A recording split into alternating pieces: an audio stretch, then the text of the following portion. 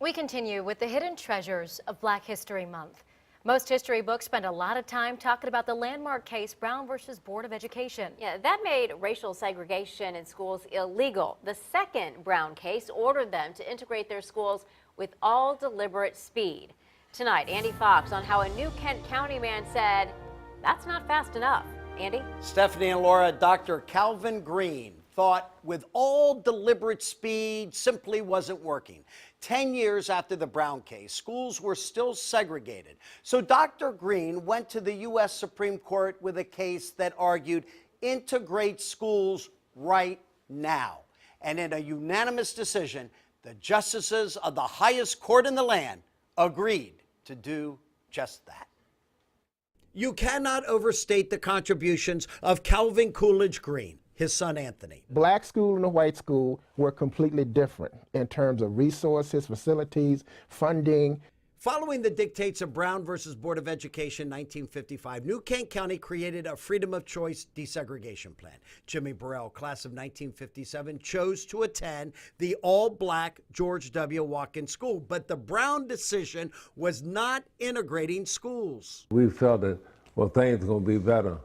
We would have new textbooks. We would have better furniture. There was no free choice. You go to that school, period. Black students went to the black schools, white students went to the white schools. So in 1965, Calvin Green files his first of 3 lawsuits against the school board of New Kent County. The freedom of choice did not integrate New Kent County schools and is therefore unconstitutional. The case made its way all the way to the United States Supreme Court. In this 1968 audio recording, you can hear then Chief Justice Earl Warren. When there hasn't been a single white child go to that school that is entirely Negro. Is that accomplishing any purpose for Brown? The Chief Justice called freedom of choice that kept blacks in one school and whites in another a booby trap. Isn't that some indication that it was designed for the purpose of having a booby trap there for them that they didn't dare to go over? In the end, New Kent County was the perfect test for total integration. The county only had 2 schools. One had whites, one had blacks. Black, white, make one. Done. The Supreme Court ordered the total integration of both schools.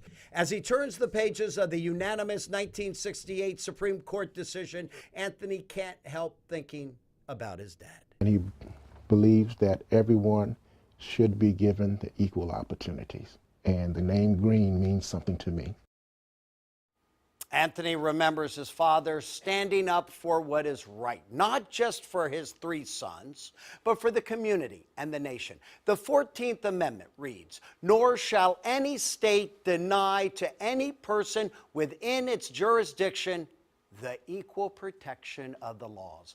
And Dr. Green helped make those laws. I'm Andy Fox, 10 on your side.